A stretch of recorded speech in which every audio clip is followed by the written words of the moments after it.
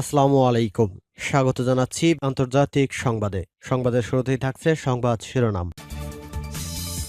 দখলদার ইসরায়েলি বাহিনী এবং ফিলিস্তিন পুরোদমে যুদ্ধ চলছে, যার জেরে পৃথিবী এখন তৃতীয় বিশ্বযুদ্ধের দ্বারপ্রান্তে। জানিয়ে দেব হাতে থাকা সর্বশেষ আপডেট আন্তর্জাতিক সংবাদ। প্রথমেই সংবাদ শিরোনাম। রাইসির উত্তরসূরি বেছে নিচ্ছে ইরানিরা। এরপর জানিয়ে দেব ইসরায়েলের বিরুদ্ধে দাঁড়াবে ন্যাটোর দ্বিতীয় বৃহত্তম সদস্য। এদিকে অবিস্ফোরিত অস্ত্র দিয়েই হামলা হামাসের, 4 ইসরায়েলি সেনা নিহত। এরপর জানিয়ে দেব আফগানিস্তানের ভূখণ্ডে হামলা চালাতে পারে পাকিস্তান, বিন্দুমাত্র দ্বিধা করবে না। আরো জানিয়ে দেব লেবানন সীমান্তে ইসরায়েলের সেনা সমাবেশ